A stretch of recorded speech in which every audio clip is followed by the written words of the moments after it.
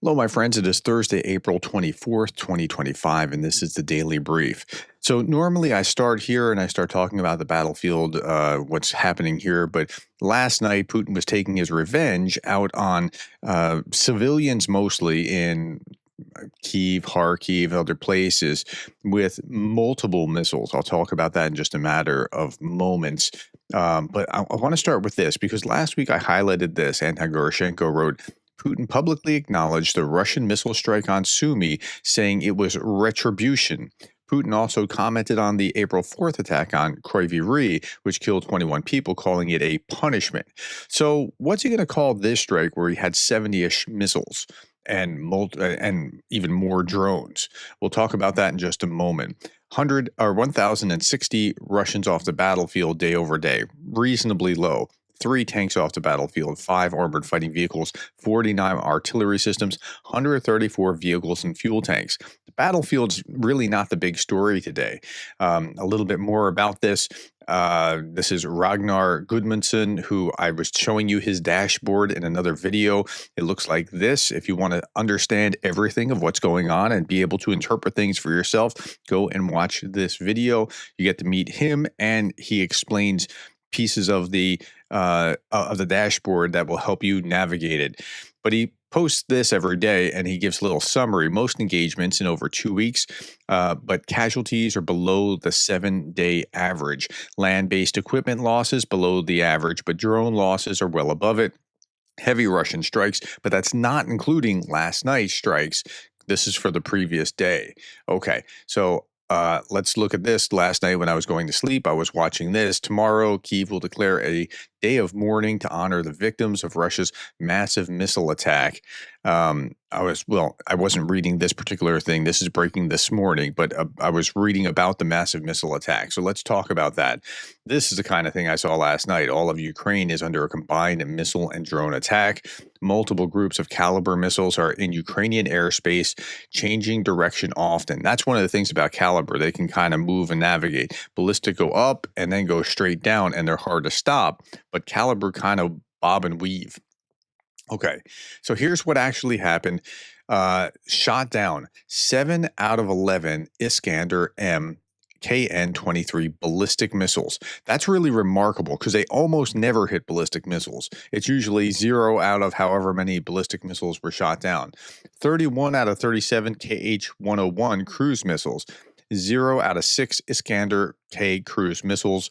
6 out of 12 Caliber cruise missiles, 4 out of 4 KH-59-69 cruise missiles, and 132 out of 145 Shahed drones, 64 shot down, 68 lost in location. If you look at this chart, you rarely see this kind with the missiles, right?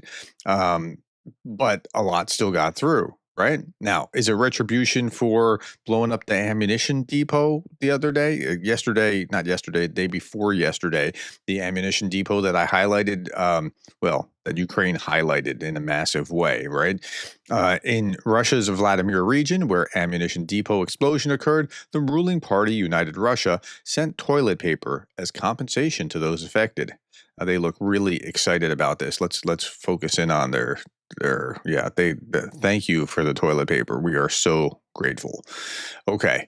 Now, is it for that, or is it because of the not negotiating over Crimea, or exactly what? But Ukraine's Air Force data suggests that at least 22 Russian missiles and 13 drones have reached their targets, at least, and there's devastation all over Kyiv. There were 20 Russian strikes on Kharkiv last night, both with drones and cruise missiles. There are injured people. It's reported that one of the strikes is on a residential area. Those are not clouds. Those are smoke billowing. That's what you're seeing here. Residents waited in a bomb shelter during the attacks in Kyiv, and some were trying to keep occupied, singing.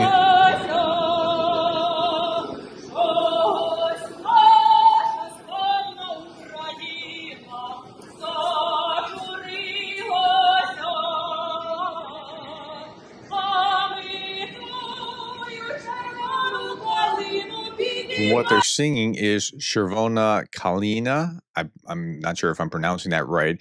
It translates in English as red viburnum, and it's a very common plant to Ukrainian gardens and forests. There are many folk songs where this is a symbol of Ukraine. It's like Purple Mountain Majesty. If you're an American, it's like you'd understand that reference. Okay, so here's what it actually looked like. Russia launched 70 missiles, 145 drones, one of the largest attacks on Kyiv yet. Ukraine urgently needs air defenses. So it came from multiple sources or multiple directions. So this was a bad attack last night. And here we see the aftermath of the Russian missile attack on Kyiv. This is a residential building. There might still be people under the debris. And again, this is a war crime to hit a residential building. Like there was no military activity, but this is Putin's revenge, right? Phones are heard ringing under the rubble. 2 children are missing after Russia's attacks on Kyiv. Kills 10, injures dozens. And Volodymyr Zelensky cut short a South Africa visit. He returns to Ukraine after a meeting with President Ramaphosa, current G20 chair. It's been 44 days since Ukraine agreed to a full ceasefire and halt to the strikes, a proposal made by the United States. For 44 days, Russia's continued killing people, evading pressure and accountability, Zelensky said. Yes, and so the pressure is on Ukraine, as Trump was talking about yesterday, not on Russia, but Russia's doing this to civilians, which is a war crime. Like, go figure. Okay, Russian drone and missile attacks on Ukrainian territory has increased since Trump's inauguration. The intensity of these strikes in 12 Ukrainian regions has more than doubled. In some areas, such as Odessa, the increase has been as much as tenfold. So the pink side that you see here is just since Trump came to office and how many missiles and drone strikes and such there are. Okay, this is a still of Kyiv, a city of 5 million at 1 a.m. That's not supposed to look like that. The night attack damaged 12 buildings. Rescuers continue to dismantle the rubble manually without using machinery as people are still trapped under there. Average Russians, meanwhile, are celebrating Russia's bombings of Kyiv and threaten Ukraine with further massacres and bombings in order to keep Russia satisfied and peaceful. Not making that up. Here's a translation of the post. Either Ukraine agrees to Russia's conditions or there will be no peace. This is just an average Russian communicating. The key to peace in Ukraine equals a satisfied Russia. Well, yeah, just roll over, and that's the key to peace. And if Russia is not satisfied, it begins massacres and bombings, and neither NATO nor the U.S. nor the UN nor anyone will save you. We are stronger, and we will have to fulfill our will all the same. Okay, so that's what's going on there. Imagine people living in this building in Kyiv once hoped world leaders would stop Putin from them and killing them. It's a hope that never became a reality. But imagine if you had to start over your life because this happened to your house. This happened to your house. Just imagine. Okay, NATO aircraft are currently providing, this was last night, currently providing support for Ukraine just inside the Polish border with an E-3 Sentry AWAC providing overhead radar coverage and an A330 MRTT refueling fighters. Okay, so it looks like, so if this is in Poland airspace, this is coming from Poland or through Poland at least, and this is coming from Lithuania or maybe from the Baltics through Lithuania. And that's where they're parked right next to Ukraine so that they can track where the incoming missiles are and that sort of thing. And they probably help them shoot down more of those missiles. Okay, this is the moment a Russian missile hit a residential building in Kyiv. This is the thing coming in. And I had to stop the video 3 or 4 times in order to catch it at exactly the right spot. And that's the aftermath of that missile coming in. Okay. Powerful explosion reported near Saki district of Crimea. Locals suggest possible strike. The area includes radar facilities and more. So the Ukrainians were hitting back last night. There's a number of places in Simferopol district. Strong explosions also in Stary Krim. Explosions happened. again in Crimea. According to Russian monitoring channels, explosions and arrivals are reported at the Kharkiv military air base in occupied Crimea, but we don't have much more to go on beyond that. Looking at the battlefield, in cross direction, Russian invaders led 43 assaults. That's reasonably high given the number of actual casualties on the battlefield. A lot of assaults, and that gels with what we saw over here with that there's the more engagements over 2 weeks, but casualties are below the 7-day average. That fits with that very nicely. Okay. And so, yeah, that's high, but not a lot of casualties. Russians are also advancing southwest of Touretsk. The goal is to gain access and control of the Advika-Konstantinivka highway. I'm getting good at some names. This I would have slaughtered like you wouldn't believe just a few months back. Okay. According to this prisoner, he had studied, he's from Senegal in Africa. According to this prisoner, he had studied in Russia and ended up on the front line after being promised money to help get him to Europe. Now he says he wants to return home and calls Russia a very bad place. So, yeah.